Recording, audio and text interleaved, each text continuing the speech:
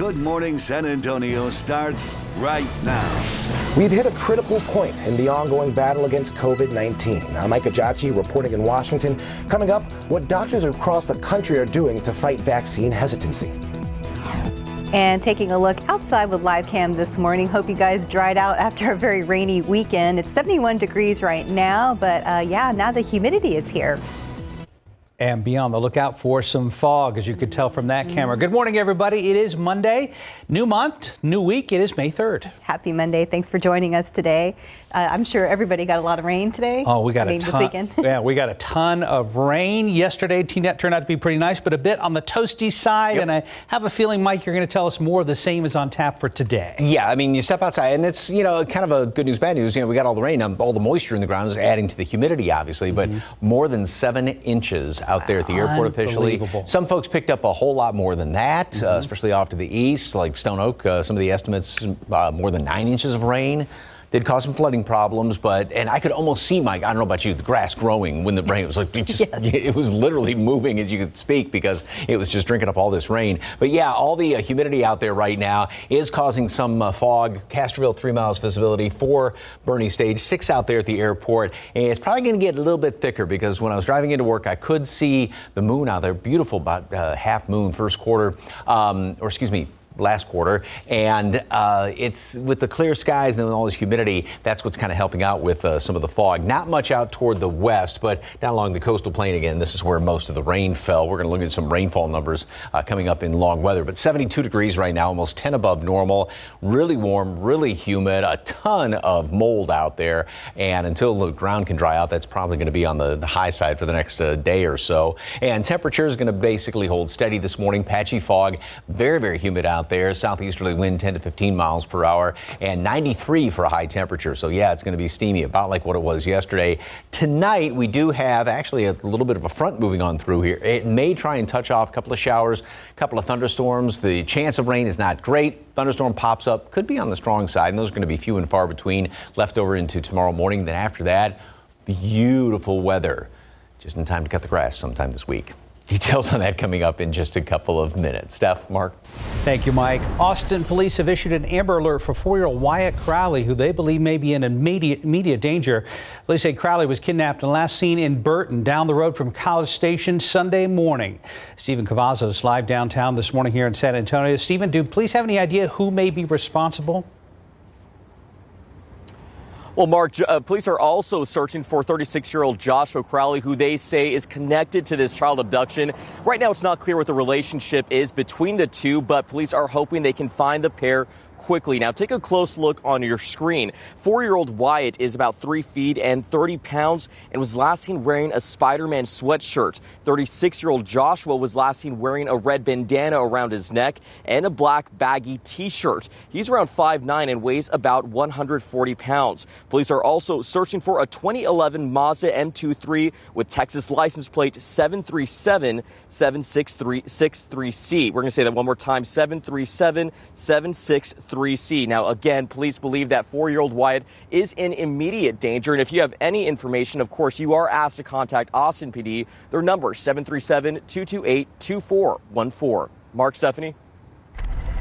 Thank you, Stephen.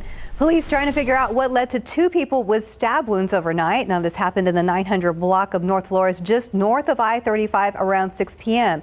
It's still not clear what led to that stabbing, but police say a man is accused of slicing a woman's neck and arm with a box cutter. And they also say she stabbed the man in the chest with a metal file. Both were taken to the hospital. The man is said to be in stable condition. 4:34, we've reached a critical stage in the battle against the pandemic. Federal health officials say vaccines are now readily available across the U.S. Over 103 million Americans are now fully vaccinated against COVID-19. But the demand for the shots is declining. ABC's Micah Jacci has the latest on what's being done to get this virus even more under control. This morning, the United States reaching a critical point in the ongoing battle against COVID-19. Just over 103 million American adults are now fully vaccinated. That's a little over 31% of the population. And now the FDA says they'll grant emergency authorization to administer the Pfizer vaccine to children between the ages of 12 to 15, a decision that could come early this week.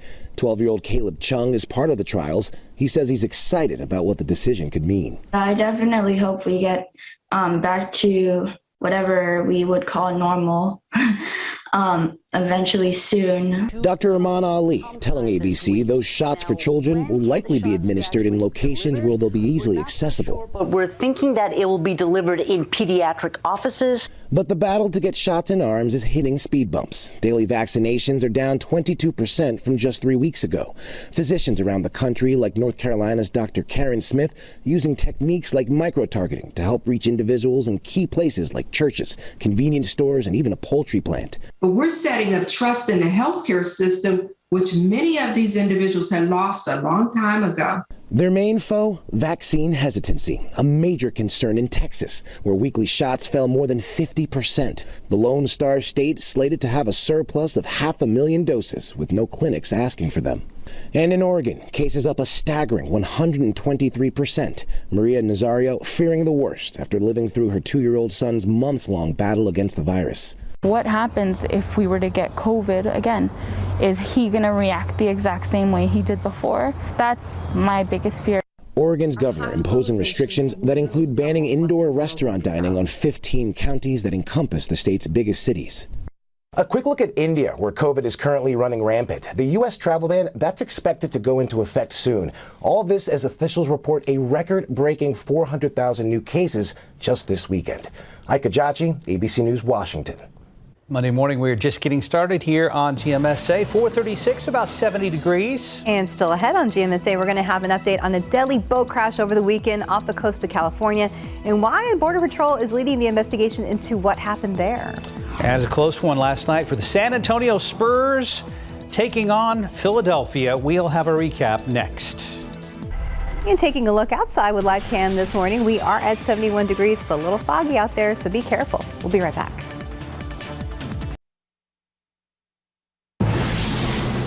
In your morning headlines today, people will gather in North Carolina for the funeral of Andrew Brown Jr., shot and killed by deputies. The invite-only service at noon at a church in Elizabeth City follows public viewings held over the weekend. The Reverend Al Sharpton will deliver the eulogy, and other speakers will include civil rights attorney Ben Crump, the Reverend William Barber, who leads the Poor People's Campaign. The 42-year-old Brown was shot and killed on April 21st by deputies who were trying to serve drug-related search and arrest warrants. In California, at least 3 people are dead and more than 24 others are hurt after a boat capsized and broke apart in rough waters just off the San Diego coast. Authorities say it happened yesterday during a suspected human smuggling operation. Lifeguards, the U.S. Coast Guard, and other agencies responded following reports of an overturned vessel. 7 people were pulled from the waves, including 3 who drowned. 1 person was rescued from a cliff and 22 others managed to make it to shore on their own. A total of 27 people were transported to a hospital with a wide variety of injuries, including hypothermia. U.S. Customs Border Protection investigating the crash since it took place in federal waters. Multiple tornadoes were reported across Mississippi this weekend, causing some damage but no immediate word of injuries. A line of severe storms rolled through the state yesterday afternoon and into the nighttime hours. Local leaders say damage was reported in the city of Tupelo. Photos retweeted by the National Weather Service in Memphis showed several downed trees and power lines. Middle school sustained some damage as well as houses and businesses. News outlets also reported tornadoes near Yazoo City and other nearby towns. The National Weather Service in Jackson shared several images of funnel clouds across different parts of the state.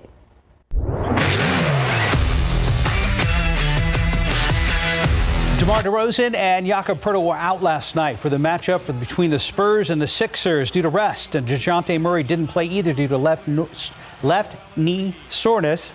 Those absences no doubt contributed to a tough loss last night for the Spurs. Ben Simmons tipped in the game winner for the Sixers as time expired in OT, handing San Antonio 113-111 defeat.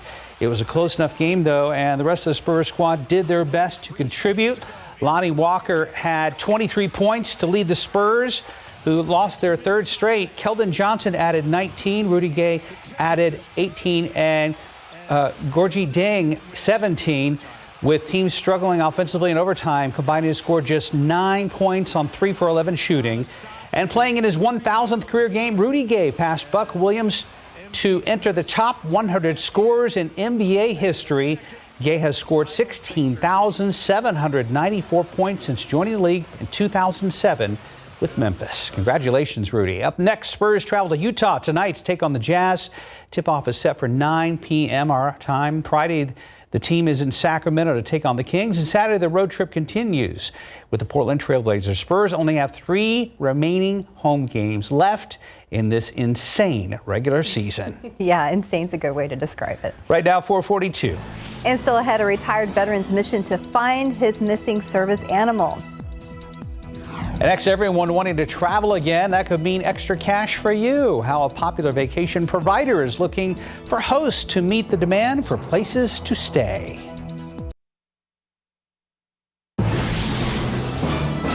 And welcome back. It's 4:45. As more Americans begin to make travel plans, Airbnb is looking for hosts to meet the demand for places to stay. ABC's Janae Norman has the details in today's GMA First Look. In this morning's GMA First Look, call it an Airbnb bonanza. To meet the demand over the coming years, we're going to need millions and more hosts. That's CEO Brian Chesky. The average host earned nearly $8,000 a year. And with international travel restrictions, Airbnb is seeing spikes in domestic trips. Melanie Crutchfield and her husband live in Georgia and became Airbnb host in July. It actually worked out. I think that a lot of people are choosing to stay in private homes because with a hotel, you have to, meet a lot of people versus if you're in a private home, you just go straight to the home. And Airbnb isn't the only home sharing company looking for more hosts. Coming up at 7 a.m., we'll tell you what you need to know if you're ready to start welcoming visitors and start cashing in. With your GMA First Look, I'm Janae Norman, ABC News, New York. A combat veteran who suffers from PTSD is going the extra mile to bring his missing service dog back home. Roy Beaton says his bull terrier vanished from the north side 5 months ago. Japhanie Gray tells us why he is desperate for his return. He's so understanding. When he looks at my face and sit down and just breathe and look in my eyes, he's everything. He's my whole world. Israeli military combat veteran Roy Beaton suffers from PTSD. He's talking about his 5-year-old service dog named Galani, a 90-pound white bull terrier that was a retirement gift to Beaton, specifically trained to wake him up from severe nightmares, among other things. You can imagine my last 5 months sleepless. November of last year, Beaton experienced a nightmare he could not shake out of. We were looking around at a lot, and then suddenly they both took off after a crater. Galani and Beaton's rescue dog, Rona, ran off near the intersection of Jones-Maltzberger and Highway 281. Rona returned, but Galani didn't. Bottom line, at the end of the day, they're dogs, so it happens when they can get distracted or chase something, but they're always 100% trained to come back. They don't get lost. Service dogs do not get lost. A fact that leads San Antonio police and Beaton to believe Galani was abducted. Beaton has spent the last few months searching over and beyond for Galani, has passed out thousands of flyers, hired a private investigator, and says he's even enlisted the help of the military. Beaton is offering a $20,000 reward to anyone who has information about Galani's whereabouts. When a combat soldier has a mission, it doesn't back off, and I will never back off. Japhanie Gray, KSAT 12 News. Hope he finds him soon. Me too. Me too. It's been a long time, hasn't it? Yes, it has. 4:48, and Mike Osterhage is back now with more on our outlook for the first week of May. Going to be fantastic this week, and one thing, going to have to plan a day and cut the grass. Like I said up the top, I could almost no excuses now. Yeah, just so gorgeous to see things that just greened up so much over the weekend. And take a look at this one.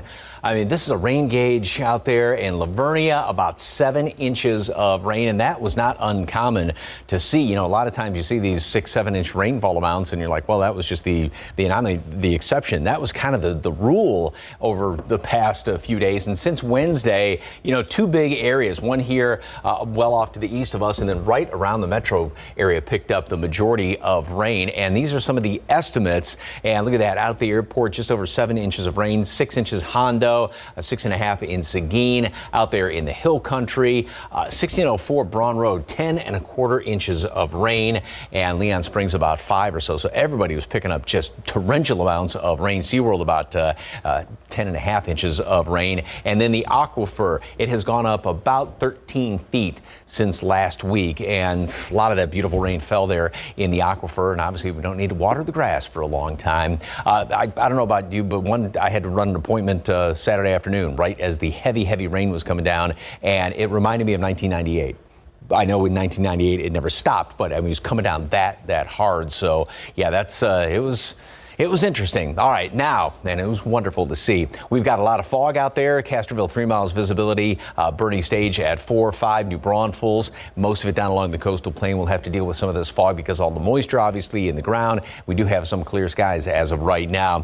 Throughout the rest of today, we're going to have a lot of sunshine after we get rid of some of these morning clouds, and things are going to get hot. Yesterday was 92. We're going to be right up there in the low 90s again today. But then also, couple of showers going to try and pop up. There is a little bit of a dry line that will sort of work its way into the area, and also a weak front that's going to come on through here. So 1 or 2 showers going to be popping up. The odds of rain are not that great. We always talk about kind of that lid on the atmosphere or cap. It's pretty tough, but something pops through, it could become strong, but that's going to be few and far between. And then in the overnight hours, we will have a couple of these showers as this front works its way through, maybe a couple of them left over tomorrow morning, and then we clear out again. We get rid of some of the humidity, and things are going to look fantastic throughout the rest of the week. Actually kind of coolish in the morning and then very nice in the afternoon. It is very humid out there. We got dew points well up into the 70s as of right now. There's that drier air way out northwest in the hill country.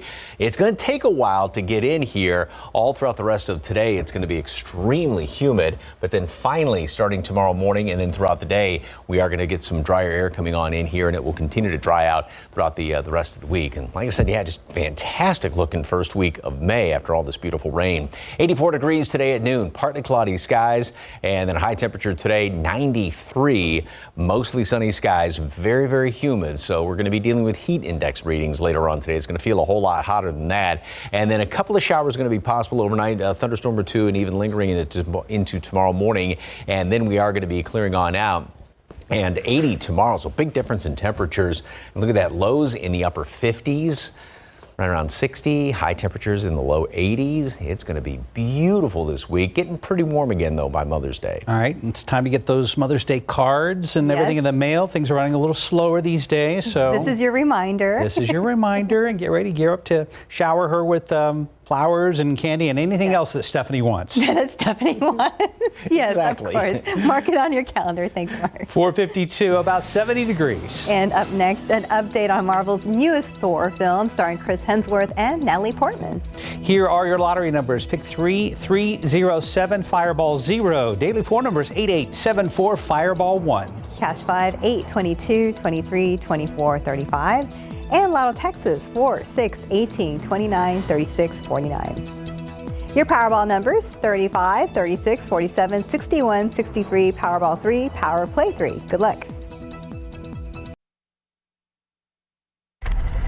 About 5 till, another Marvel movie is almost done filming, and a Jonas brother will be the new host of the Billboard Music Awards. For the latest on what's happening in Hollywood, here's ABC's Christopher Watson.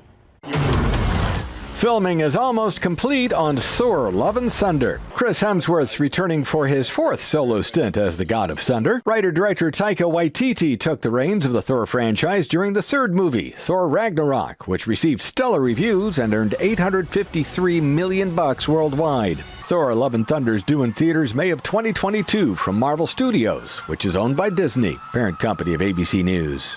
Ellie Goulding has something new to sing about. The English singer and her husband, Casper Jopling, have welcomed their first child. The couple married in August of 2019 and found out they were expecting on their 1st anniversary. Goulding revealed she was expecting this past February. The new dad made the birth announcement on Instagram, writing, quote, "Mom and baby both healthy and happy." Nick Jonas is set to be the next host of the Billboard Music Awards. He's taking over the job from his fellow The Voice coach Kelly Clarkson, who hosted last year's event. This year's awards will be given out in Los Angeles on Sunday, May 23rd.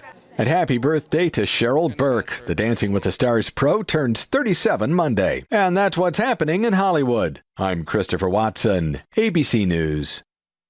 Time now is 4:57 and about 71 degrees right now. Still ahead this morning, more details about the deadly boat incident off the coast of California that left at least 4 people dead and many others hurt. Plus details on an important case for tech consumers as Apple faces off against Epic over a lawsuit involving payment processing and commissions regarding the popular video game Fortnite. Live from KSAT 12. Good Morning San Antonio starts right now. Making headlines this morning, U.S. Customs and Border Protection investigating after a crowded smuggling vessel capsizes off the coast of San Diego. Back here at home, a ton of rain, and now the steam bath begins. How hot will it get today? And are we completely done with the rain this week? Mike is standing by with more. Good morning to you. Hope you had an awesome weekend. It's Monday, May 3rd. Thanks for joining us today, and I think that's pretty accurate, the steam bath that followed all the rain. No doubt, and it looks like we're probably ripe for some fog as well. The ground is still so wet, Mike Osterhage. Yep, and there's a lot of it out there right now. Visibility in most locations as of last check isn't too awfully thick, but it's probably going to get a little bit thicker as the morning rolls on because we have had a lot of clear skies in the overnight hours, and that is one of those factors that adds to the fog. 71 degrees out there at the airport, and look at the dew point temperature. It's up to 70 right now. That's really, really darn humid. You will definitely notice it. It's going to kind of slap you in the face when you walk outside this morning. It's going to be another steamy one, 93, about what it was yesterday. All of that humidity today. And then later on tonight, there's a small chance for a couple of showers to kind of pop up around here, and one or two of them even in the overnight hours. Talk more about that in a second. First of all, the aquifer, more fantastic news. Went up basically 2.5 feet in yesterday's reading. It's still in stage 2, but we've gone up about, I think it's 13 feet or so since all this rain began middle of last week. Mold is just sky high, and it's probably going to be staying up there for the next couple of days. Now, as far as the visibility, we do have down to 4 miles. It's dropped down a little bit at the airport. Burning stage still at 3. Same thing Castroville, a little bit around New Braunfels, and not too much out to the west, but most of it is here along the coastal plain coming into the metro area. So again, it may get thicker as the morning rolls on. So we deal with that. Very warm, very humid this morning, of course, and it's going to be a steam bath again today. Hot, low 90s for high temperatures, plenty of sunshine. Then we have, like I said, a little bit of a front moving on through here, and that's going to touch off 1 or 2 showers later on, maybe late this afternoon out to the west, but basically overnight. And that's going to also usher in some drier air. So we have 1 or 2 of those stray showers or a thunderstorm or two. And then with drier air, we get some coolish temperatures, a little bit below normal, low temperatures and high temperatures, and plenty of sunshine throughout the rest of the week. So a good looking week ahead. Details in just a couple of minutes. Close look at Mother's Day as well. Traffic Authority, Samuel King. What's going on, sir? Good morning. Good morning, Mike. We're starting out with a look at Loop 410 at Culebra Road. There is some construction overnight on Loop 410, as there has been for the past several weeks now. Also see some flashing lights in that area too. You see an emergency vehicle going by, but this was closed here and traffic was diverted off at Military Drive, but it seems like this has reopened for the morning, so that's a good thing that it didn't go too far past 5 o'clock this morning. But again, here, this is where the closure was overnight for construction. But again, that has reopened. Looking out further in the area, we do have a situation here on Loop 1604 at Braun. This is on the westbound ramp at Braun Road, so that's going to slow you down this morning if you're getting on 1604 in that area. Looking at travel times, 25 minutes coming in on I-10 from Bernie, 19 minutes coming in on US 90 from Castroville, and a little bit of a delay here in Comal County on 35 inbounds, and it's going to take you 27 minutes at this hour from New Braunfels, a little higher than normal, something to watch out for. And we'll have another update coming up soon. Thank you, Samuel. One man is dead. His killer is still on the run. Leon Valley police found the man at the Vista Ray apartment complex over in the 5600 block of Evers, not far from Wurzbach Road and Northwest Loop 410. Stephen Cavazos is live downtown this morning with the latest on the search that is now underway.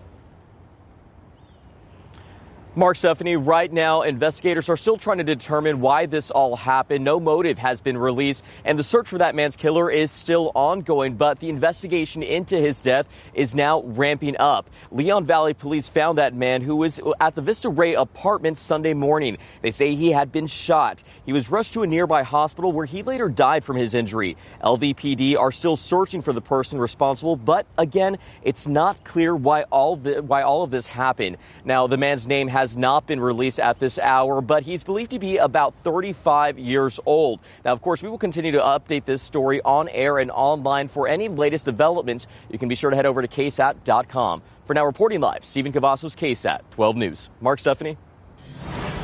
Well, the race for San Antonio mayor decided pretty quickly during this weekend's election. Several key races remain unsettled. The top two candidates from districts 1, 2, 3, 5, and 9 will face a runoff election on June 5th. Early voting for that election is set to begin May 24th and run through June 1st. And as always, when it comes to information for those and other races in the runoff, KSAT has you covered. Just head to ksat.com/vote or click Vote 21 under our news tab on the homepage. You can find results from the May 1st election there as well. Now to that tragedy at sea this weekend. Several people have died. Dozens have been hospitalized after a boat capsized right off the coast of California. The debris now washing onto the beach as authorities reveal who was behind this.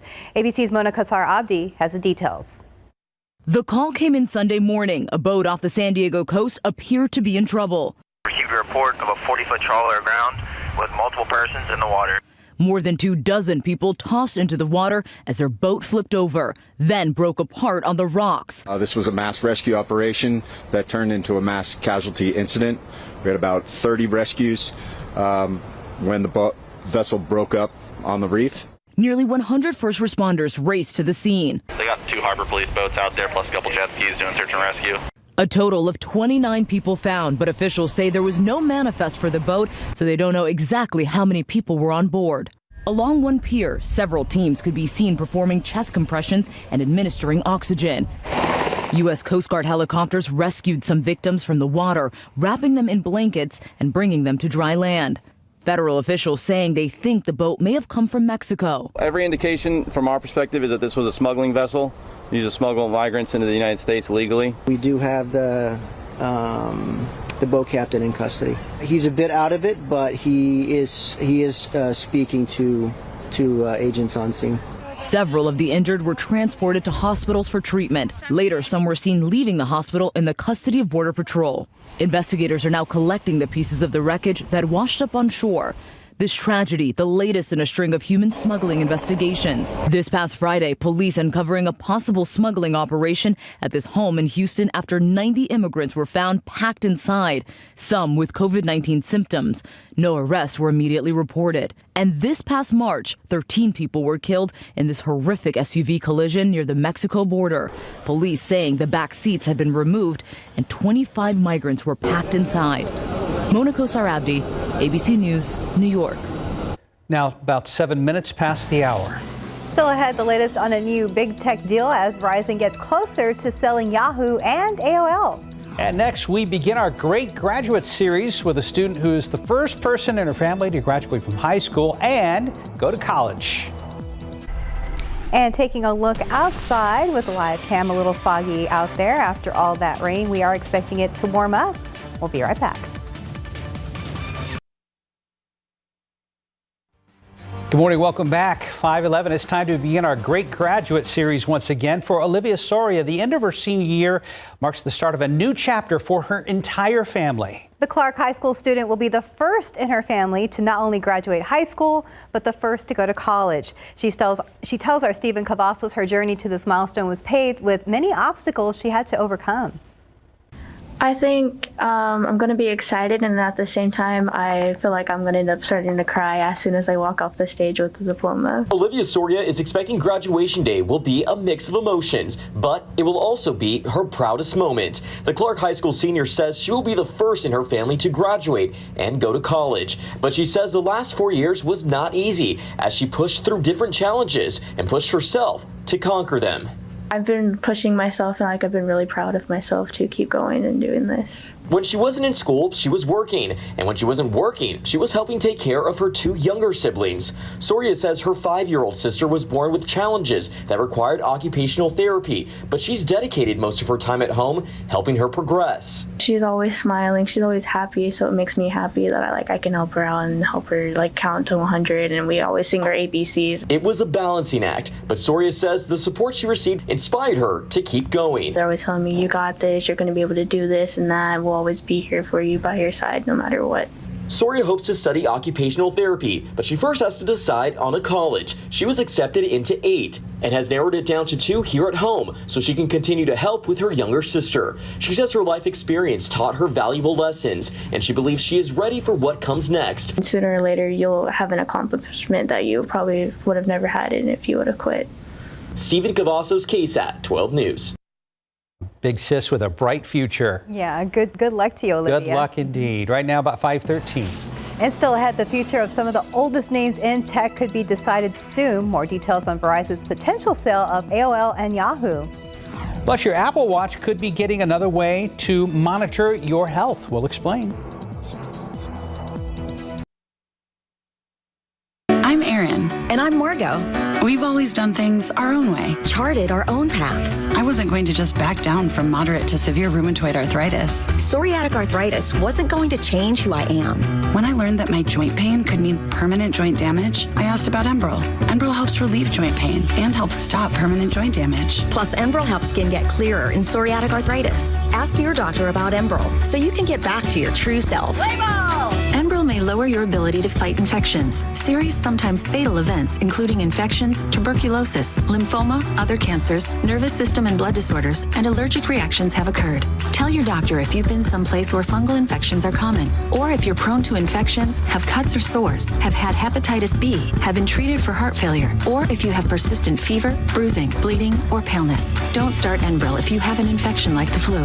Visit Enbrel.com to see how your joint damage could progress. Enbrel. Eligible patients may pay as little as $5 per month. 5:16 on your Monday morning. Phone giant Verizon close to an agreement to sell Yahoo and AOL. ABC's Kenneth Moten has details in today's Tech Bites. In today's Tech Bites, Verizon is close to selling off AOL and Yahoo. Verizon's reported deal with Apollo Global Management could be announced as soon as today. The sale, reportedly worth up to $5 billion, would shift Verizon's focus to building its 5G network. A landmark trial begins today pitting Apple against the company behind the popular video game Fortnite. Epic Games accuses Apple of turning the App Store into an illegal monopoly. The lawsuit takes issue with Apple's 30% commission for in-app purchases. Finally, there's a new sign the Apple Watch could eventually help monitor your blood sugar. It's from a British company's financial filing, which acknowledges a deal with Apple to develop products. The company specializes in sensors that track blood sugar, blood pressure, and even alcohol levels. Those are your Tech Bites. Have a great day. 5:17. Let's go ahead and check in with Samuel King. Good morning.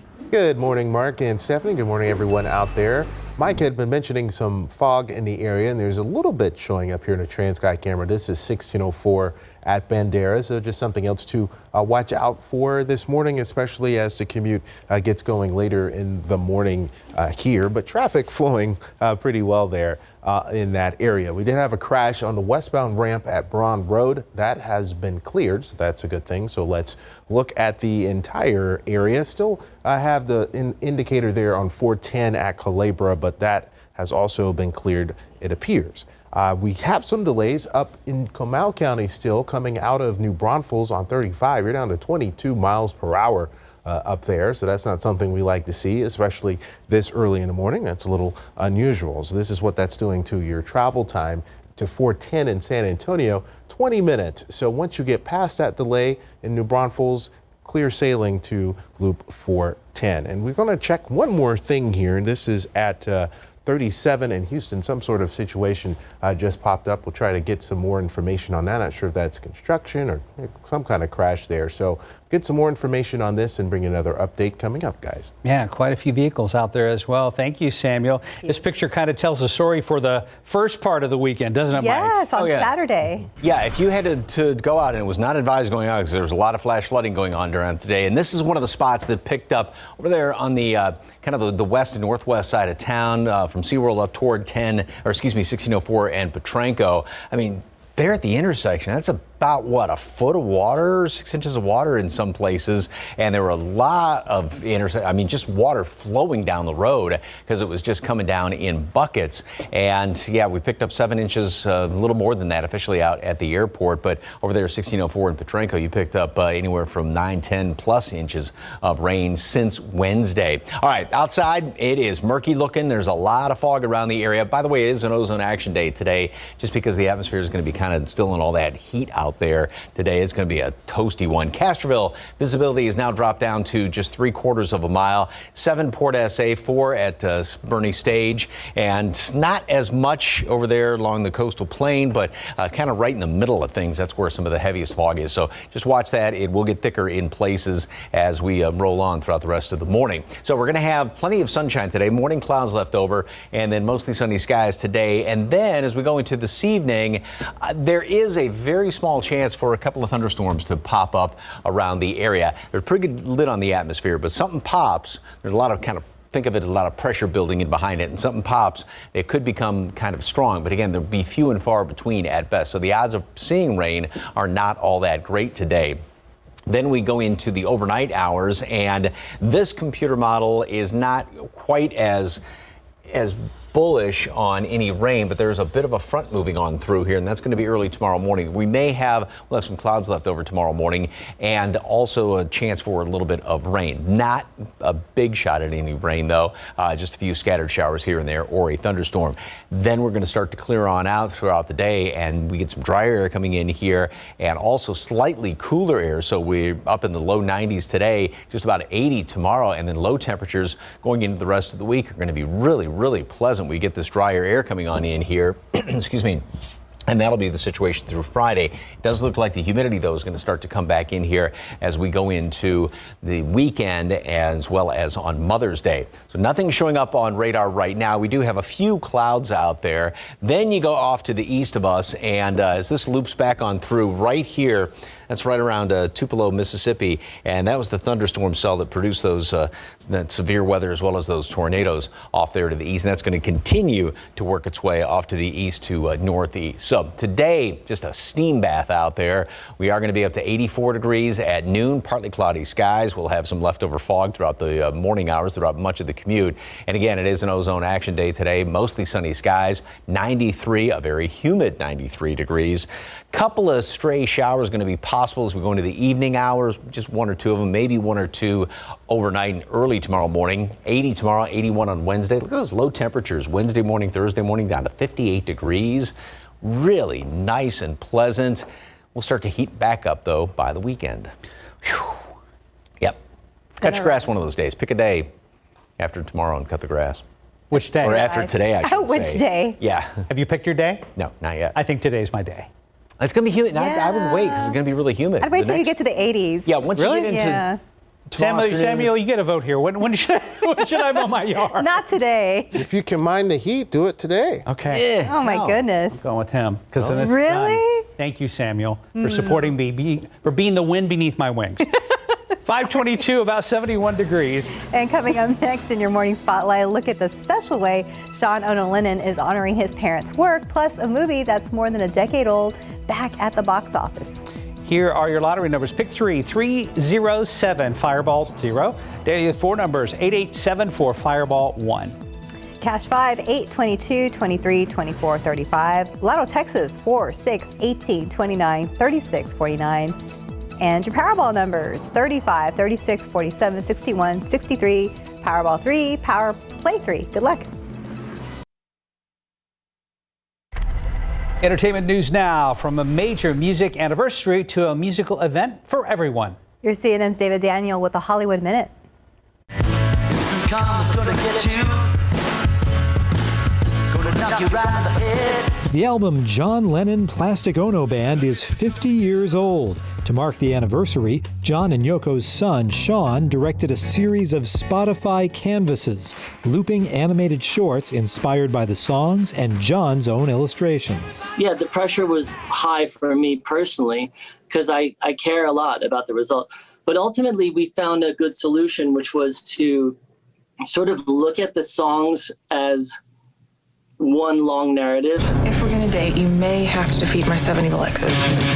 One of the biggest successes at the weekend box office was a film more than a decade old. Universal re-released Scott Pilgrim vs. the World in just 152 theaters, and it made the top 10, earning the highest per-theater average of any movie in domestic release, more than $4,700 per screen.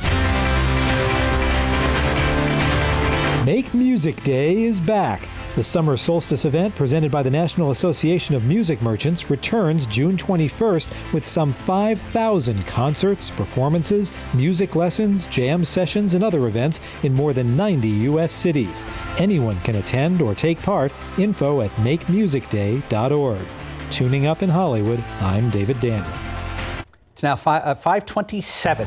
And still ahead, a man who was shot and killed by deputies in North Carolina will be laid to rest today as calls for police reform continue. Plus, it'll be a welcome sight along the Texas Gulf Coast. Cruise ships arriving back in Galveston. We'll tell you when they're expected to set sail once again. Plus, we're checking out the top baby names of 2021 so far. Can you guess what they are? Is one of them Stephanie? No, I don't think so. You sure? I'm pretty sure.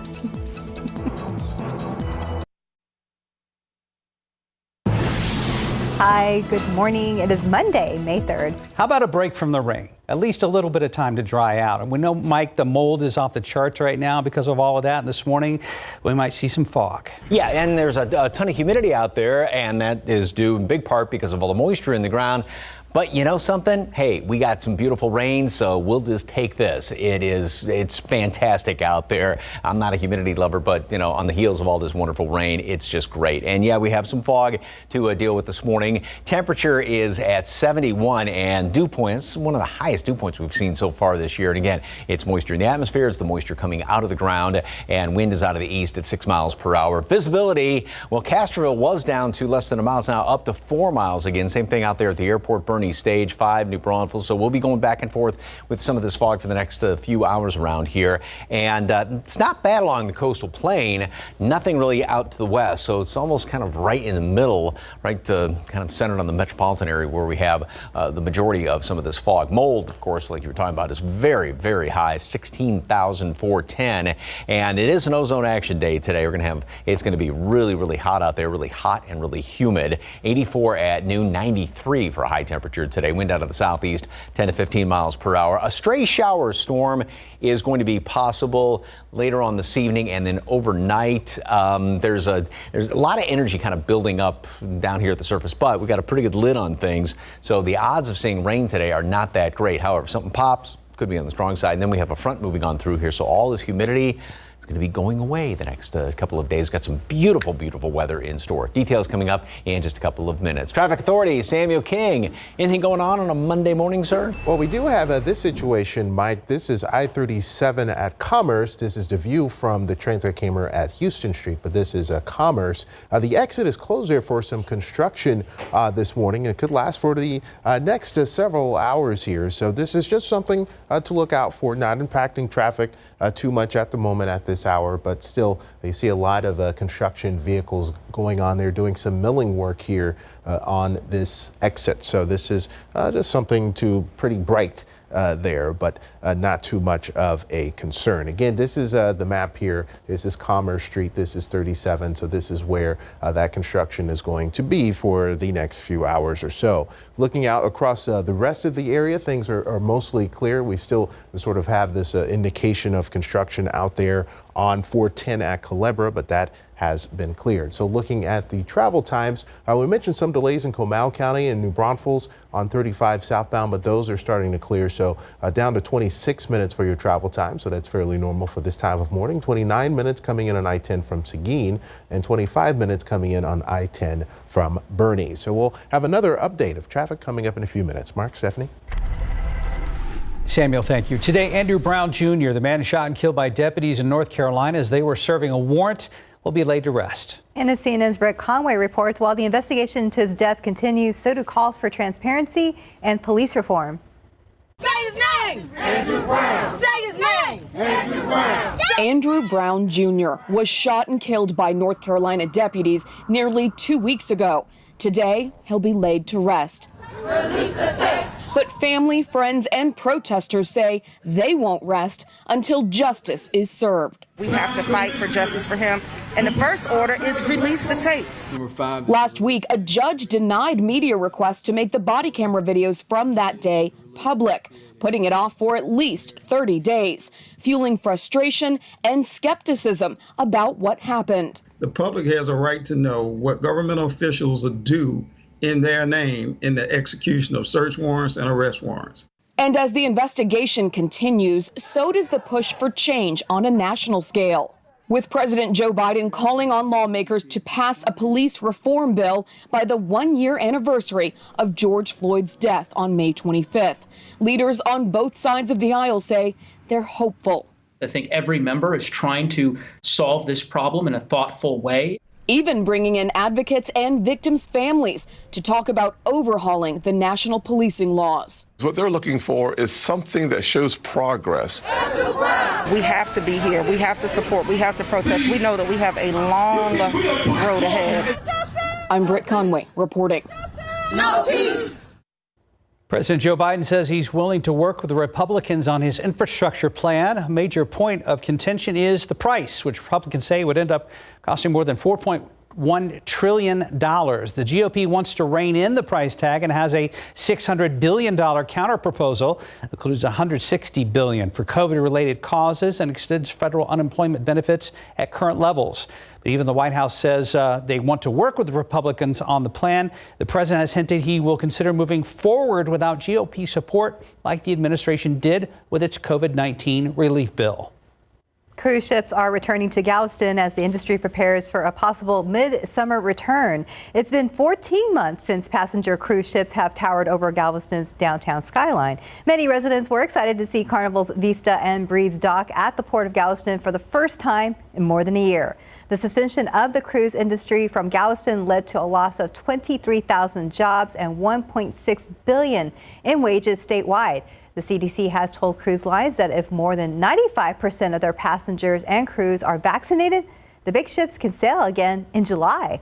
Pre-pandemic, Galveston was the port of call for more than 1 million cruise ships passengers a year ago. That's a big deal. It's good to see them back, or coming back. About 5:36. And still ahead, we are listing the top baby names of 2021 so far. And next, a closer look at what community leaders are doing right now to help people find new jobs who lost theirs during the pandemic.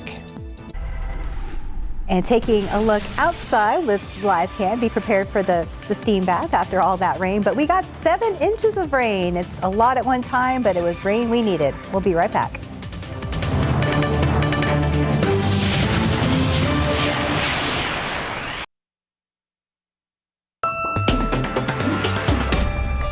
Over the last year, we've seen long lines at the San Antonio Food Bank as people lost their jobs.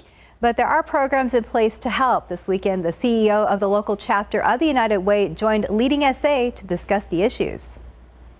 The United Way of San Antonio Bexar County has a mission to unite the community to identify and solve our most critical issues. During the last year, it appears that more and more issues are coming to light. Chris Martin joined us live and we discussed a lot. Take a listen. The employment issues, the lack of skills in our community, and something we need to address as an entire community. Food insecurity was certainly an issue, and then also violence and abuse were heightened as stress was probably at one of its all-time highs for our community. And we saw that through our 211 helpline. We had a 150% increase in the number of calls on our information and referral line at the height of the pandemic. We discussed in depth the emphasis on workforce training, helping educate our community, getting people through college, and increasing wages. Now, you can watch the full interview in its entirety right now. Just head to the Leading SA section of KSAT.com. And we have our Leading SA segment every weekend, Sunday at 8 a.m. So if you ever want to suggest someone that you want to hear from, or if you have questions for our guests, you can submit them right now or send an email to myself or Sarah Costa. Guys, back to you. And time now, it's 5:41 and about 72 degrees right now. A special database out with the top trending baby names of 2021. Can you guess what they might be? Could they be Mark, Stephanie, Mike, or Samuel? Of all of those, we'll tell you next. And welcome back. It's 5:44. In your morning consumer headlines, some parts of your dinner may soon cost more. Corn prices are up 30% this year, according to Market Watch. That's expected to push prices on things like tortillas and cornbread higher later this summer. Hilton is rewarding our pets for keeping many of us sane through the pandemic with some fine dining. The hotel chain has unveiled a mouth-watering new dog menu called Bon Appetit. It features 4 options: beef bourguignon, a brisket with mashed potatoes, carrots, green beans, and gravy; mutt roast, a tomato pasta with cheese. To drink, there's Earl Greyhound tea; and Tellwagger Creek, a non-alcoholic wine. Research conducted by Hilton found 82% of pet owners said their dog was as valuable and supportive as family and close friends over the past year. Right now, the canine menu will only be offered across 32 of Hilton's pet-friendly hotels in the UK and Ireland beginning May 17th. Oh, look at that happy pup. Kind of good. Very cute. And the U.S. is seeing a shopping boom in clothing right now that the pandemic is winding down.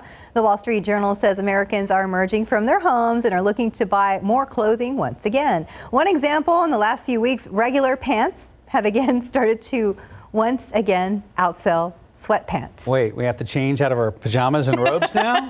Yes. All right, back to business. Hey, every year Nameberry.com, an extensive online database of baby names, comes out with a list of the super trendy names for the year. For example, the site says the name Mark, right, was one of the top 10 names from 1955 to 1970 and only second to Michael in popular boy names starting with the letter M. Whatever. Sarah Costa tells us what names are expected to be the most popular baby names for 2021 right here in the U.S.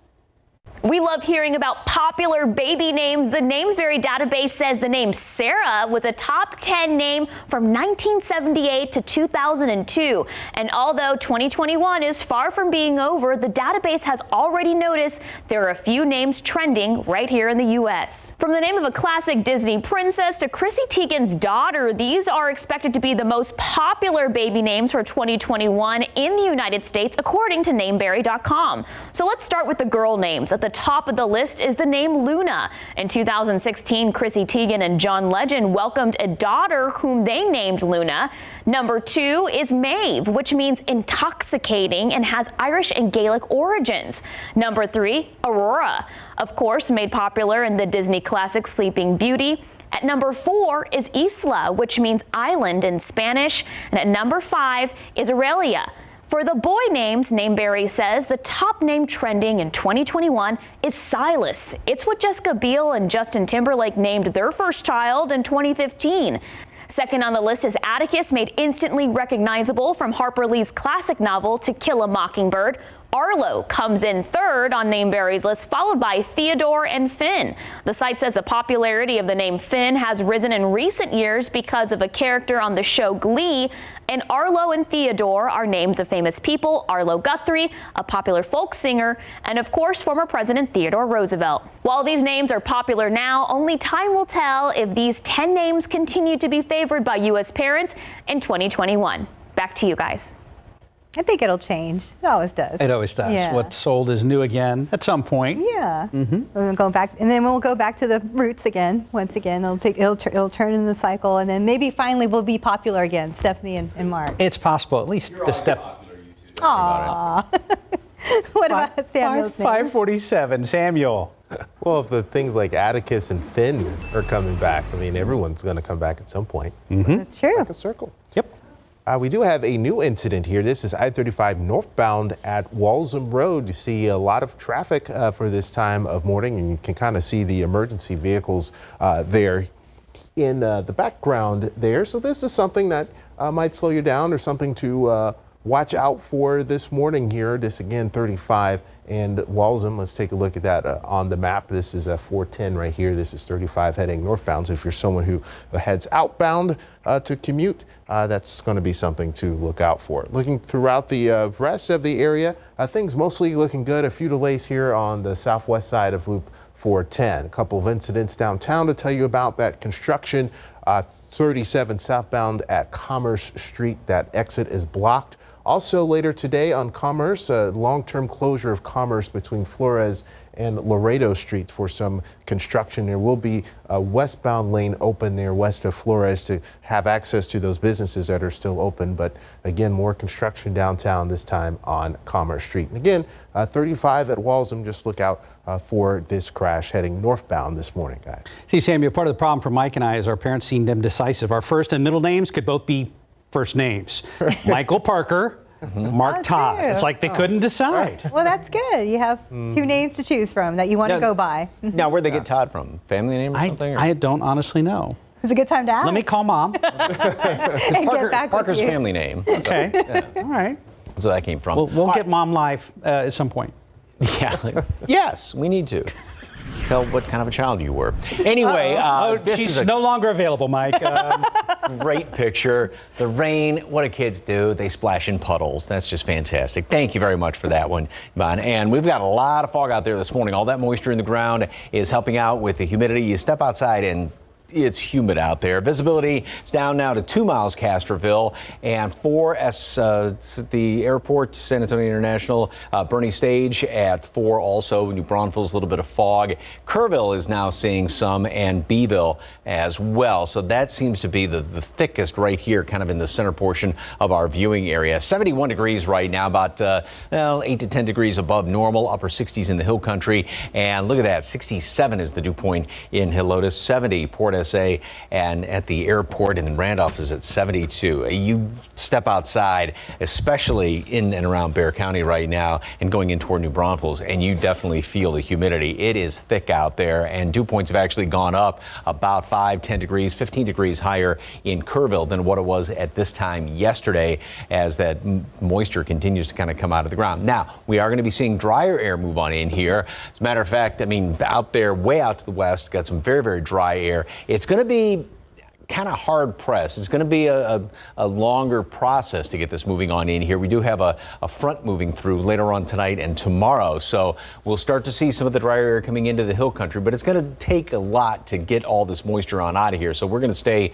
very humid today. Then we go into tomorrow, and here comes some of that drier air. So that is going to continue to kind of push on in here throughout the course of the day tomorrow and then the next couple of days. And that is going to then allow temperatures to drop down in the mornings. We're going to be in the upper 50s in the mornings. Also, overall, and you look at kind of the big picture of things, and you can see that there's sort of a west to east flow in the atmosphere, and it's kind of a straight flow. That means it's a zonal pattern. We don't get any big changes in the weather around here. It is going to be warm today. We do cool down somewhat over the next couple of days, but no big storm systems, anything like that. So we are going to get a nice stretch of time to dry out, which is so you get a chance to cut the grass later on this week. 84 degrees today at noon, partly cloudy skies, and then a high temperature today up to 93, hot and humid. A lot of sunshine out there. It is an ozone action day today. And then overnight tonight, or actually starting this evening, there's a small chance for a couple of showers to pop up,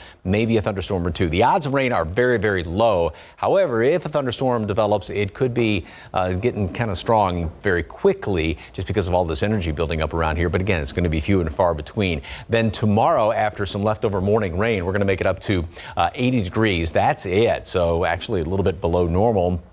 58 Wednesday morning, Thursday morning, 60 Friday morning. Great looking rest of the week. Plenty of sunshine, nice pleasant temperatures.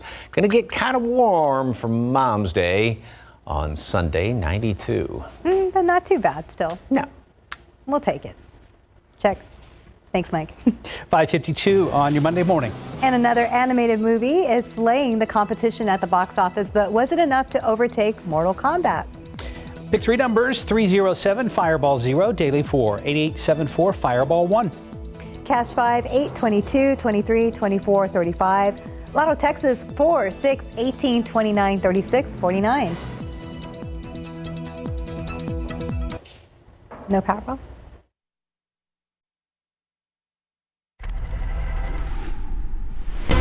Coming up on GMA, more than 40 million Americans are on alert for severe storms today. That is after a system dropped 23 reported tornadoes in just the past 24 hours. Mississippi, Nebraska, Louisiana, Colorado were involved, and now the storm's moving east. I will track it, tell you who can expect the damaging winds and tornado, and a different area that could have some giant hail. All of that right here on GMA.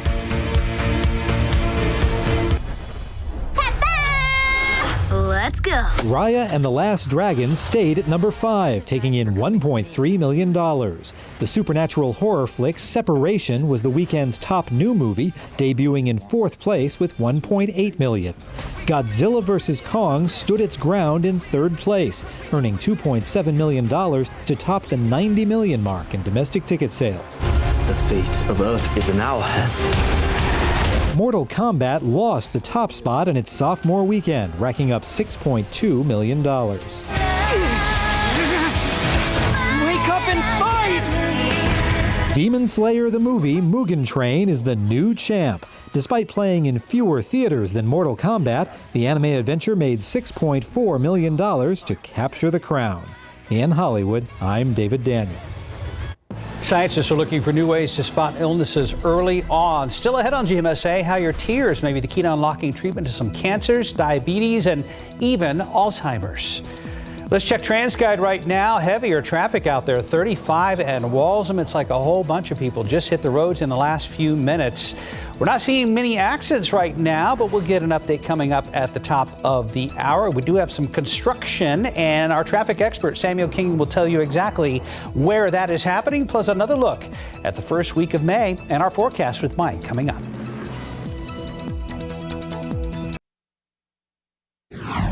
One man is dead, and the search for his killer now underway. I'm Stephen Cavazos, and coming up this morning on GMSA, what we know about the investigation into his death. We've hit a critical point in the ongoing battle against COVID-19. Mike Ajachi reporting in Washington. Coming up, what doctors across the country are doing to fight vaccine hesitancy. A heartbreaking loss for our Spurs against the Sixers at home. We've got the highlights plus a look at their upcoming schedule. And taking a look outside with live cam, a little foggy out there this morning, so be careful on your way to work, and later it's going to warm up. Live from KSAT 12. Good Morning San Antonio starts right now. Finally, we are starting to dry out. Good morning, everybody. Hope you had a great weekend. We know the first part of it was a bit dicey weather-wise. It is Monday. It's May 3rd. Yeah, it was a lot of rain. I think a total of 7 inches, but some rain we needed. It just all came down at the same time. Pretty typical for South Texas. So Mike is here with more on those impressive rainfall totals and where we go from here. We dry out a little bit, and we're also going to get rid of the humidity. Excuse me, not today, though. It's going to be very humid. He talked about 7 inches out there at the airport, 7+, and then on the northwest side of town, like 1604 and Petrenko area and Braun Road, it was about 10+ inches. Wow. SeaWorld about the same thing. So those were some of the estimates. Some places got a foot or more of rain. When it was all said and done. Yeah, the ones that the graphic we put together, it was close to that off to the east. So, yeah, some of the highest amounts, though, were on the west side of Bexar County, a little more than 10 inches of rain. Now all that moisture in the ground is kind of coming out of the ground, and that's helping out with the humidity, and that's helping out with some of the fog. 3 miles visibility, Bernie Stage, that has dropped down. It's improved at the airport. Castroville, 2 miles, 4 at Kerrville, and 5 New Braunfels, and those are kind of the thickest readings in and around the metropolitan area right now as far as the reduced visibility. 72 in town, 67 Comfort, 74 right now, Stinson and Pleasanton, and again, the dew points are sky high, which means you walk outside and you're going to feel the humidity, and mold is extremely high, and it's probably going to be staying high for the next couple of days with, again, all this moisture in the ground. There's an ozone action day alert in effect today, and throughout the rest of today, temperatures are going to be staying pretty steady this morning. We are going to have some of the clouds, patchy fog around here, and then a lot more in the way of sunshine as the day rolls on. 84 degrees today at noon, then a high temperature getting up into the low 90s and plenty of humidity. Southeasterly wind at 10 to 15 miles per hour. There is a very small chance for a couple of showers or a thunderstorm to pop up later on, early to mid-evening hours, and that's going to be overnight as well. That's as a front moves through here, and that's going to get rid of some of the humidity the rest of the week. So got a good looking first full week of May coming up. Details in just a couple of moments. Traffic Authority, Samuel King, what's going on, sir? Oh, good morning, Mike, and good morning, everyone out there. We had a crash here, I-35 northbound at Walsham Road, but that has now been cleared, but still a little bit of volume out there this morning as people get their commute started there on the northeast side of town. But again, that crash has been cleared. Looking at most of the rest of the area, things looking fine, except we do have some delays here in the southwest side, very close to I-35 and Loop 410. So it'll take you 7 minutes heading east, south, and east on Loop 410 between Ray Ellison and Palo Alto Road, and then 6 minutes the other way. You're down to 57 miles per hour on average, especially again there by I-35. So something to keep in mind if your commute takes you that way this morning. Our travel times across the region: 24 minutes coming in on I-10 from Boerne, 19 minutes on US 90 from Castroville, and 16 minutes on 35 from Lytle, so those looking fairly normal this morning. And we'll have another traffic update coming up. Mark, Stephanie? We have late breaking news. San Antonio police appear to have a manhunt going on in the area of I-10 and De Zavala. Katrina Weber is there live with more information. Good morning, Katrina. Well, good morning. We're awaiting official word from police, but they do have a crime scene. They say that entire shopping center across the street near Twin Peaks is a crime scene. That's what they've told us anyway. In the middle of it, there's a car that has crashed in the front of that restaurant. It didn't hit the building, but crashed right outside. The police are looking for the person who was inside that vehicle.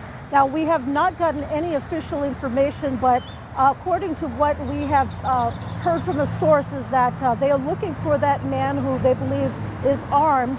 And this actually started in Kendall County with the chase that ended up here. When we arrived, we did see Kendall County vehicles, Kendall County Sheriff's Office vehicles, as well as Bexar County and San Antonio Police. Now, they have asked us to stay on this side of the street because they say that there's a danger there, and they have roped off that whole area as a crime scene.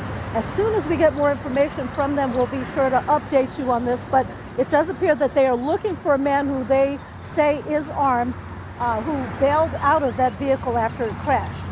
Reporting live on the northwest side, Katrina Weber, KSAT 12 News.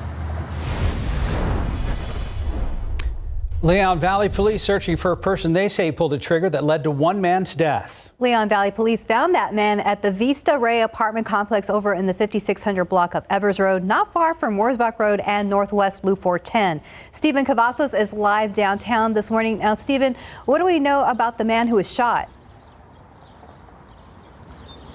Yeah, Mark, Stephanie, we still don't know much at this time. Leon Valley police have not said why this happened, and I did get off the phone with the medical examiner's office just moments ago, and they tell me that they're waiting to release more information until that man's family is notified. But they do say that he was just 39 years old when he died from his injuries. Now, Leon Valley police found that man at the Vista Ray apartments yesterday morning. They say he had been shot, and he was rushed to a nearby hospital where he later died from his injury. LVPD are still searching for that person responsible. Now, again, it's still not clear what prompted this all to happen. Of course, we are continuing to follow this story as that investigation continues this morning. We'll continue to update at KSAT.com for the latest developments, so stay with us as we continue to bring you the very latest. Reporting live downtown, Stephen Cavazos, KSAT 12 News. Stephen, thank you very much. We want to tell you about an Amber Alert this morning. Austin police looking for a missing 4-year-old boy named Wyatt Crowley. Austin PD last said Wyatt was seen in Burton, that is outside of College Station, yesterday morning. Police say they're looking for 36-year-old Joshua Crowley, who they believe is connected to the abduction. Police say the man's driving a black 2011 Mazda MZ3 with a license plate 73776-3C. If you have any information, call Austin Police at the number at the top of your screen. That is 512-974-2000. A woman fighting for her life this morning after being stabbed last night. San Antonio police tell us it happened in the 900 block of North Florida's just north of I-35 around 6 p.m. It's still not clear what led to the stabbing, but police say a man is accused of slicing a woman's neck and arm with a box cutter. Investigators say the woman also stabbed the man in the chest with a metal file. Both were taken to the hospital. At last check, the man is in stable condition. This morning, cleanup is underway after multiple tornadoes ripped through Mississippi over the weekend. A line of severe storms rolled through the state yesterday afternoon and into the night last night. Photos retweeted by the National Weather Service in Memphis showed downed power lines and trees. A middle school sustained some damage, as well as houses and businesses. There's no word if anyone was hurt or killed. At least 3 people are dead and more than 24 are hurt after a boat capsized and broke apart in rough water just off the San Diego coast. Authorities say it happened yesterday during a suspected human smuggling operation. Lifeguards, the U.S. Coast Guard, and other agencies responded following reports of an overturned vessel. 7 people were pulled from the waves, including 3 who drowned. 1 person was rescued from a cliff and 22 others managed to make it to shore on their own. A total of 27 people were transported to hospitals. Federal health officials say vaccines are now readily available across the U.S. Over 103 million Americans are now fully vaccinated against COVID-19, but the demand for shots is still declining. The daily average has dropped 22% in the past 3 weeks. Health officials, though, are trying to make things easier. ABC's Ike Kajachi has more on what they're doing to get this virus even more under control. This morning, the United States reaching a critical point in the ongoing battle against COVID-19. Just over 103 million American adults are now fully vaccinated. That's a little over 31% of the population. And now the FDA says they'll grant emergency authorization to administer the Pfizer vaccine to children between the ages of 12 to 15, a decision that could come early this week. 12-year-old Caleb Chung is part of the trials. He says he's excited about what the decision could mean. I definitely hope we get back to whatever we would call normal eventually soon. Dr. Aman Ali telling ABC those shots for children will likely be administered in locations where they'll be easily accessible. But we're thinking that it will be delivered in pediatric offices. But the battle to get shots in arms is hitting speed bumps. Daily vaccinations are down 22% from just 3 weeks ago. Physicians around the country, like North Carolina's Dr. Karen Smith, using techniques like micro-targeting to help reach individuals in key places like churches, convenience stores, and even a poultry plant. But we're setting up trust in the healthcare system, which many of these individuals had lost a long time ago. Their main foe, vaccine hesitancy, a major concern in Texas, where weekly shots fell more than 50%. The Lone Star State slated to have a surplus of 500,000 doses, with no clinics asking for them. And in Oregon, cases up a staggering 123%. Maria Nazario fearing the worst after living through her 2-year-old son's months-long battle against the virus. What happens if we were to get COVID again? Is he going to react the exact same way he did before? That's my biggest fear. Oregon's governor imposing restrictions that include banning indoor restaurant dining on 15 counties that encompass the state's biggest cities. A quick look at India, where COVID is currently running rampant. The U.S. travel ban, that's expected to go into effect soon. All this as officials report a record-breaking 400,000 new cases just this weekend. Ike Kajachi, ABC News, Washington. Voters over in Lubbock have approved a measure aimed at outlawing abortion. The move likely to prompt legal action from opponents who call it unconstitutional. People voted in Lubbock to declare Lubbock a sanctuary city for the unborn, quote unquote, bypassing the city council's rejection of the proposal last year. The proposition approved by 62% of the vote. It's unclear when it would go into effect. And time now is about 6:11 and 71 degrees. Ahead on GMSA, our Spurs licking their wounds this morning following a very tough loss in overtime to the Sixers. We've got the highlights. And are you ready for one of spring's most breathtaking events? When you can expect to see the meteor shower? That's next. And our great graduate series begins with a student, the first person in her family to graduate from high school and head off to college. And taking a look outside with live cam, we're getting a little break from all that rain we had over the weekend. We are at a humid 71 degrees right now. We'll be right back.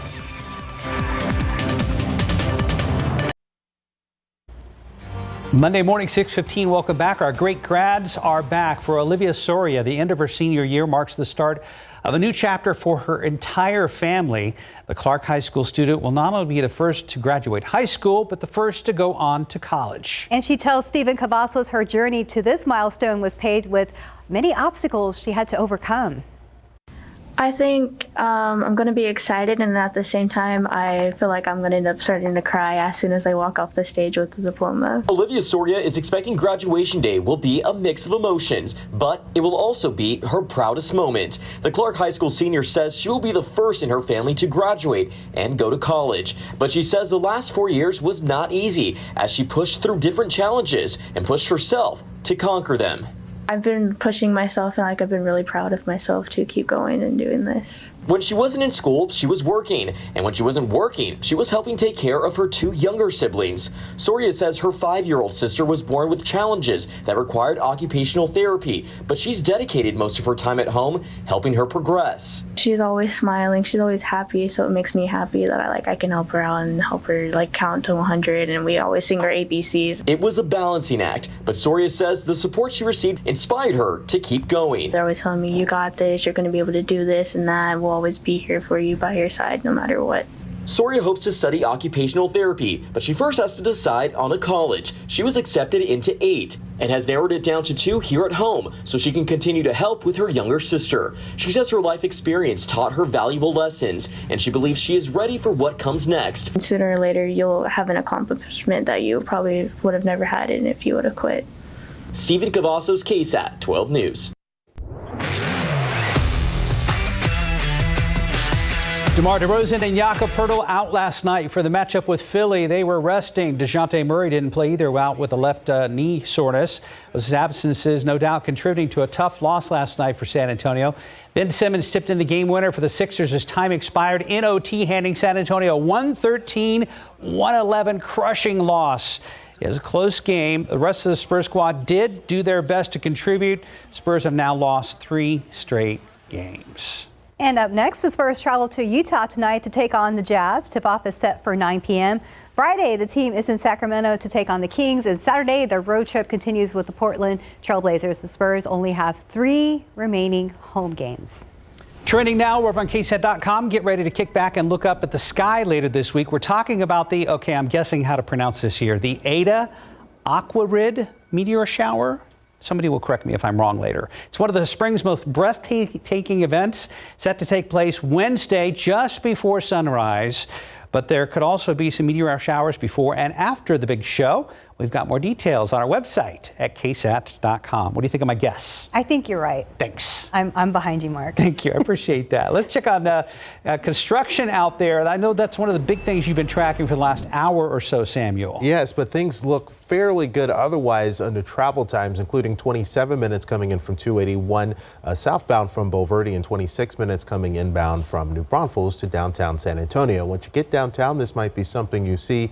This is I-37 at Houston Street, that exit, or at Commerce. This is the view from Houston. The exit at Commerce southbound is closed. They're doing some milling work, as you can see right there this morning. So that's going to be closed for a little while there. So if that's an exit that you normally use, just look out for that and maybe go to one of the other exits close by there on 37 downtown. But again, not impacting traffic too much at the moment. So that's a good thing. But again, this is where that construction is, I-37 at Commerce. Maybe the Cesar Chavez exit might be good for you to use and navigate around that this morning. Also looking across the area, nothing too bad, but actually we do have a couple of incidents now. This is a 281 at Jones-Maltzberger. We'll check that in for our next update. Also, we had some situations here, Loop 410 on the southwest side, I-35. Still some delays. It has improved a little bit. We were seeing some backups all the way over to Palo Alto Road. But again, this is 37 in Houston. We'll have another update coming up, guys. All right, we look forward to that. Thank you, Samuel. Thank you, Samuel. Guys, don't forget tomorrow is Star Wars Day, May the 4th. So, Mike, if you wanted to do the Princess Leia man buns or something tomorrow, that's the day to do it. Yeah, that's a we're good all idea. counting on you. Isn't it? I like that. So I wonder what that looked like with gray hair. Anyway, all right, as you're heading out this morning, get ready for all the humidity. Boy, you're going to need the air conditioning on the bus and your car. Temperatures are in the low 70s, upper 60s in parts of the hill country. A lot of humidity this morning. Also, you're going to have to watch out for some patchy fog. 93, mostly sunny skies later on today. Hot and humid, but that will be changing somewhat overnight. This is a look at out there on the north side where some of the heaviest rain, north and northwest side, some of the heaviest rain fell to Stone Oak Dam, and boy, it was getting a workout over the weekend. Rainfall, this is going back to Wednesday. Of course, Wednesday we had the record-setting rainfall out there at the airport, just over 2.5 inches. But, I mean, it was concentrated right in and around San Antonio and then off to the east. And as you can see at the airport, just over 7 inches of rain, 3-4 inch rain amounts out in parts of the hill country, about 6 or more in Hondo. And 1604 Braun SeaWorld, over 10 inches of rain. Stone Oak had just over 9 inches of rain. rain. And then, of course, in the recharge zone, a lot of beautiful rain out there. And the aquifer has gone up in the past week. It has gone up about 13 feet or more. So for the month of May, we're just shy of 2 inches of rain. That's what we picked up on Saturday, and it's about 1.75 inches above normal. Going back to the 1st of March, I mean, look at all the ground that we made up because we were below normal. And same thing for the year. We're at about 11 inches and we're about almost 3 inches above normal for the year. Now, we've got a lot of fog up around the area. Castroville, 3 miles visibility for Bernie Stage. Most of it is right in and around the metropolitan area, and it's not anything too thick right now. We'll just have to watch out for more throughout the rest of the morning. And as far as any precipitation today, we're going to have a lot of sunshine. There's a small chance for a couple of showers popping up evening hours and then going into the overnight hours. We have a bit of a front moving on through here, and that may squeeze out a couple of showers tomorrow morning. Could be on the damp side. Then after that, things are going to be clearing out nicely. And we got a great stretch of weather coming on in here. A lot of humidity today, though. 84 degrees at noon, partly cloudy skies, high temperature all the way up to 93. And you're going to feel every bit of that 93 with all that humidity out there. It is an ozone action day today. And then a couple of showers or even a thunderstorm going to be popping up this evening. Very few and far between. Overnight, early tomorrow morning, 80 tomorrow. Wonderful. Lower humidity, 58 on Wednesday. It's going to be kind of breezy tomorrow as well. And beautiful the rest of the week. It's getting a little warmer, a little more humid over the weekend. Nice and humid for Mother's Day. Yeah, a little bit on the humid side. That's okay. We can handle it. I got to get my Mother's Day cards in the mail today. Yes, you do. Yes, yours are going out east, right? Yeah, they're going to the East Coast. So hopefully I'll make it. If not, I'll make it up to her. 623, about 72 degrees. Details on a new big tech deal. Verizon getting closer to selling Yahoo and AOL. Stay with us. Here's to the very first influencer in your life. Mom. Yeah, I do it right 'cause I'm a buy it for me. Got what it takes. I'm strong and free. I don't wait for it. I just go get it all for myself. I make the call. I'm right down it. I got it all. This is how Mom shines with 30% off everything at Zales, the diamond store. Hey, allergy muddlers. Are your sneezes putting your friends in awkward positions? Stick with Zyrtec. Zyrtec starts working hard at hour 1 and works twice as hard when you take it again the next day. Zyrtec, muddle no more. And try Zyrtec D for proven relief of your allergies, sinus pressure, and congestion. A landmark trial begins today, pitting Apple against the company behind the popular video game Fortnite. Epic Games accuses Apple of turning the App Store into an illegal monopoly. The lawsuit takes issue with Apple's 30% commission for in-app purchases. Finally, Verizon is close to selling off AOL and Yahoo. Verizon's reported deal with Apollo Global Management could be announced as soon as today. The sale, reportedly worth up to $5 billion, would shift Verizon's focus to building its 5G network. And if you're like us, you're probably like, I didn't even know AOL was still around. I didn't either. I was like, is this right? Everybody in the studio said the same thing. It's exactly 6:27 on your Monday morning. Glad you're with us. And did you know your tears could play a role in saving your life? Still ahead in our next half hour, how scientists are finding new ways to detect illnesses early using your tears. And for the first time in more than a year, cruise ships are finally returning to Galveston, Texas. We have more coming up in our next half hour. And a quick check of the roads with Trans. Got a lot of construction out there. Here's a look at I-37 in Houston. We'll be checking in with Samuel King in just a bit. Austin police have issued an Amber Alert for a 4-year-old boy. I'm Stephen Cavazos, and coming up this morning on GMSA, why they're hoping they can find him as quickly and safely as possible. Cruise ships are returning to Galveston for the first time in more than a year. We have the details. Outside with live cam, the weekend was wild. We were soaking wet Saturday. We started to broil yesterday. What about our first week of May? Mike Ostrich has your forecast coming up, writing out. So it's starting out on a bit of a foggy note, isn't it? Yes, good morning. Thanks for joining us. It is May 3rd. Mike is standing by with more on some impressive rainfall totals and where we go from here. We know the ground is still really wet. Yeah, and that's why you step outside and all of a sudden this humidity just kind of goes and hit you in the face, basically. about 7 inches, more than 7 inches of rain officially out at the airport. Northwest side of town, right around 1604 Braun, SeaWorld, some of the estimates, more than 10 inches of rain ever since last Wednesday. Of course, that has been helping out the aquifer. It has gone up leaps and bounds. In the past week, it's gone up about 13 feet. And of course, all the totals are above normal everywhere. This number, when you get 70, 60 is that threshold, and you start to feel the humidity. 70. You step outside and want to go back inside of the air conditioning. The air temperature is at 72 as of right now. And visibility, we've not seen anything pea soup, but there is some fog here and there. Castroville, 4 miles, same thing, Bernie Stage. And those are some of the lowest visibility readings, along with Beeville at 4 miles right now. We'll just kind of keep an eye on things over the next couple of hours. Again, 72 in town, 67 Bandera, 73 Castroville, Stinson right now at 74.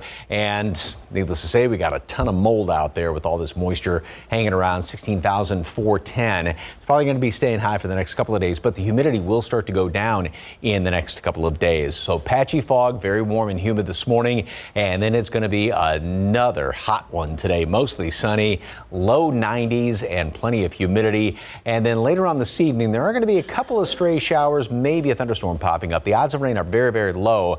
If something does pop up, 1 or 2 of those storms could be on the stronger side, but again, they will be very few and very far between. A little bit of leftover rain early tomorrow morning, and then got to kind of call it coolish. The rest of the week we'll have lows in the upper 50s, below normal high temperatures, and plenty of sunshine. What about Mother's Day weekend? Details coming up in just a couple of minutes. Traffic Authority Samuel King.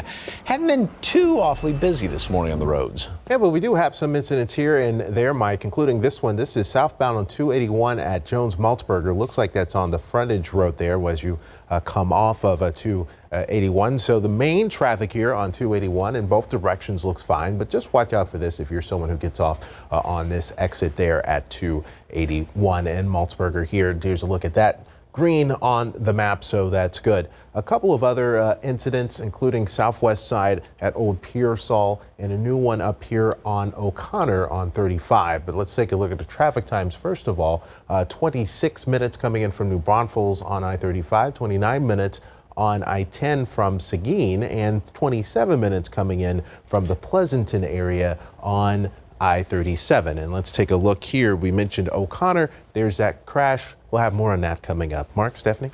Thank you, Samuel. Late breaking news. San Antonio police and Bexar County deputies searching the northwest side for a man who ran from the scene of a crash. They're out in force in the area near I-10 and Days of Vala. Katrina Weber is there with a live report. Good morning, Katrina.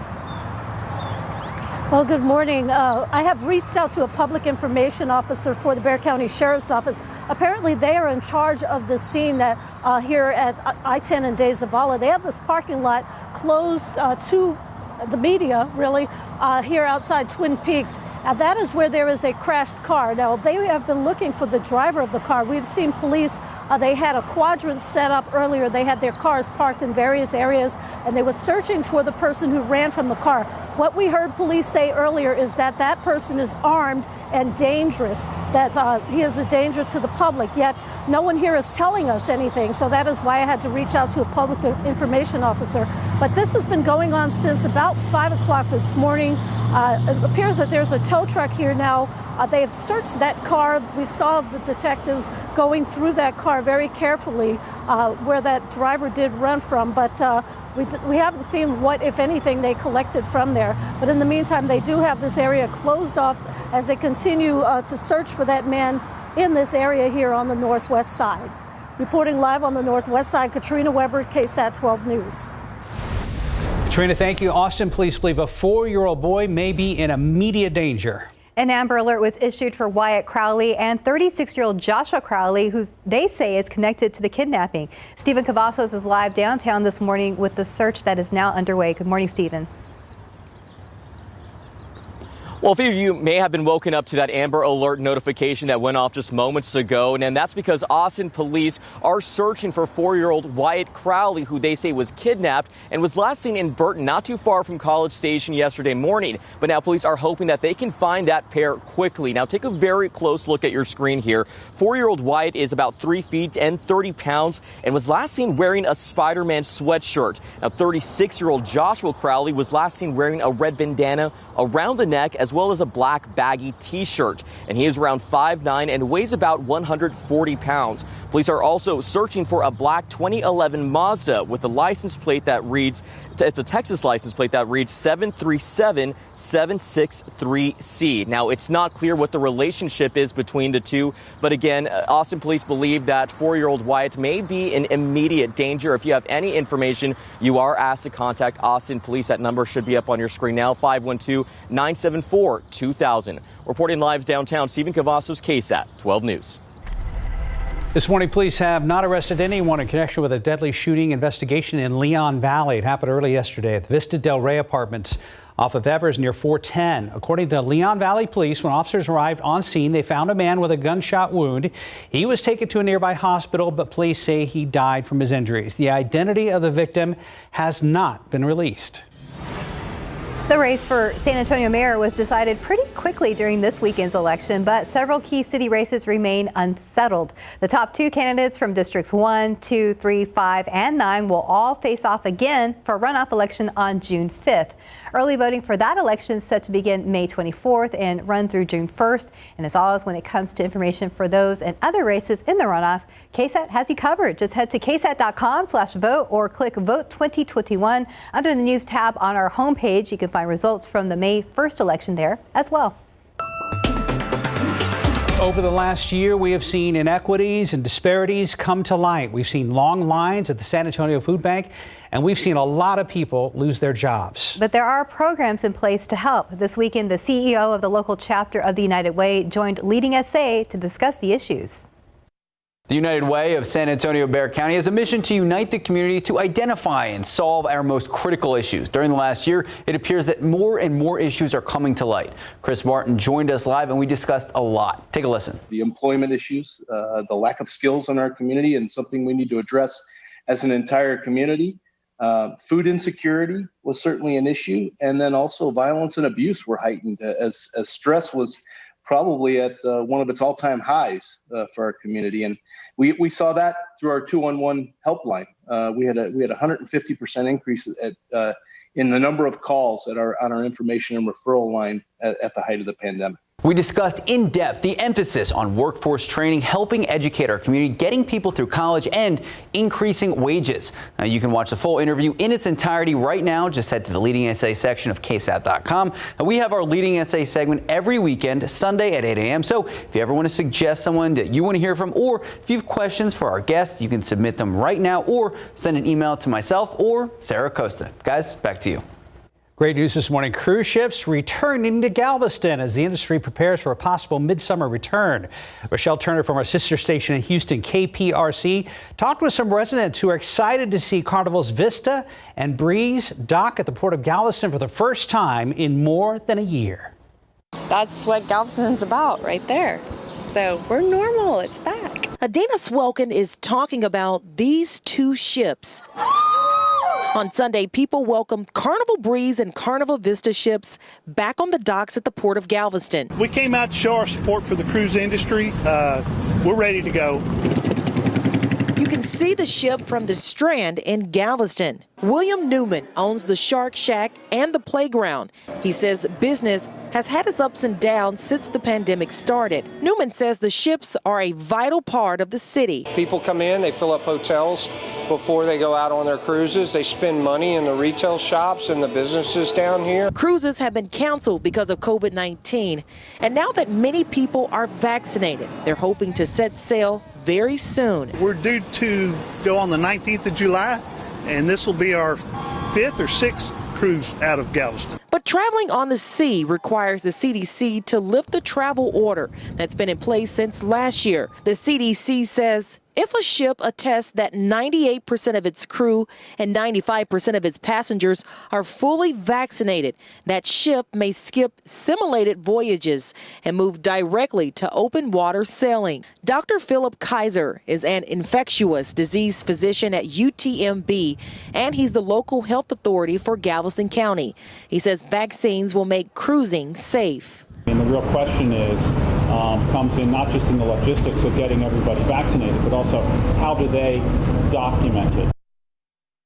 That was Rochelle Turner from our sister station in KPRC in Houston reporting. And time now is 6:41 and about 72 degrees. Scientists are looking for new ways to spot illnesses early on, how your tears could save your life when we return. And welcome back. It's about 6:44. A San Antonio combat veteran desperately asking the community for help with finding his service dog named Galani. Roy Baton believes Galani was abducted back in November while they were on the north side near Jones-Maltsberger and Highway 281. Galani was specifically trained to help relax Baton from PTSD and to wake him up from severe nightmares. Since November, Baton has exhausted all efforts with putting the word out. In return, because of those who have supported him, he plans to give back to the community. I will also donate for animal shelters. If we find him, we'll pay the reward, and I will also have a nice, generous lump sum to some animal shelters to save other animals. Baton now offering a $20,000 reward for anyone who can give him a reliable tip on where to find Galani. Galani is a 90-pound white bull terrier with a black ear. You can find out how you can help on our website at KSAT.com. And scientists are developing new ways to spot illnesses early. They say crying could save your life. Yeah, scientists say your tears could provide an early warning for cancer, diabetes, even autoimmune diseases. Some experts say crying may predict your risk of developing Alzheimer's. Scientists say our tears are made from precious traces of chemicals in our bodies and can be used as markers of illness. Experts say using tear samples greatly reduces the cost of testing and allows for much faster cancer detection.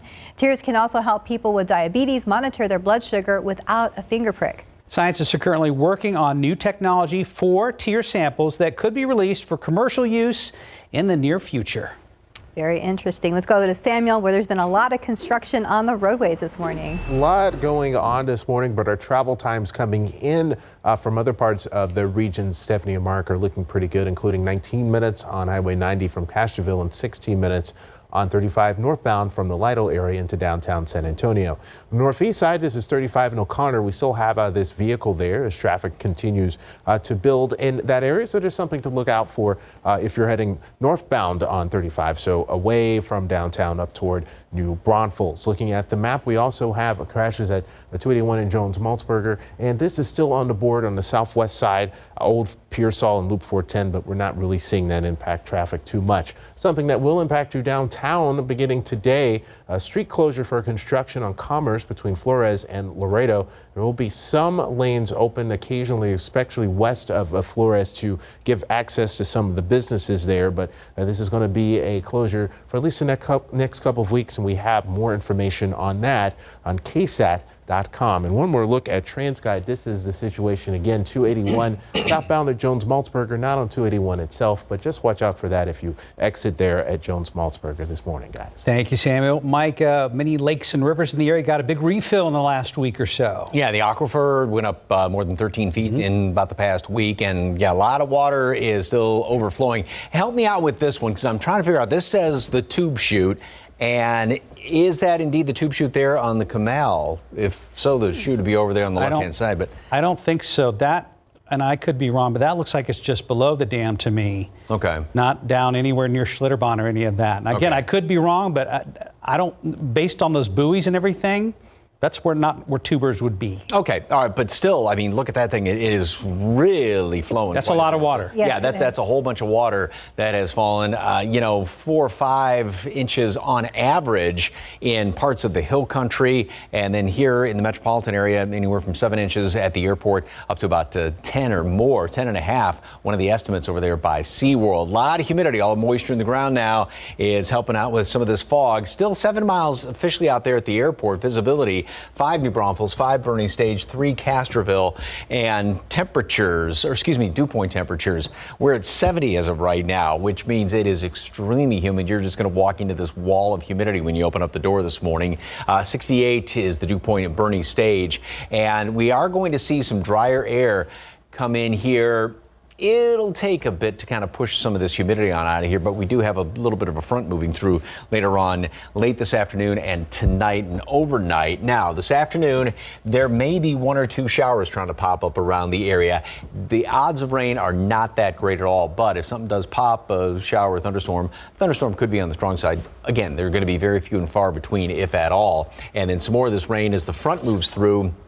Later on this evening, later on in the overnight hours, early tomorrow morning, may have a couple leftover sprinkly showers around here tomorrow morning. The wind's going to be shifting around out of the north primarily, and it's going to be kind of breezy. That pulls in some of that drier air. We're going to get more sunshine then in the afternoon. That's going to be the start of a really nice stretch of weather. So if you don't want to try and battle, if your ground's still a little bit too wet to cut the grass today, well, and then that's your excuse not to do it today, plus the humidity. Then you can do it later on in the week because it's going to be really, really nice in the afternoons. 84 degrees today at noon, partly cloudy skies, and then a high temperature getting up to 93. Plenty of humidity as well, so that 93 is going to feel even hotter than that when you factor in the heat index. And of course, it is an ozone action day today. Then overnight tonight, a couple of showers, maybe a thunderstorm, and that'll be the situation into early tomorrow morning.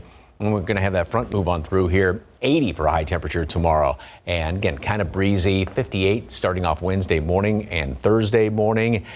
Highs in the low, maybe mid 80s. Really nice the rest of the work week. And then hotter and more humid this weekend. Yeah, but not a bad day for Mother's Day Sunday. Not too bad. No, it should have plenty of sunshine around here, but yeah, it is going to be warm. Plenty of sunshine. Have you started dropping hints around the house for Mother's Day?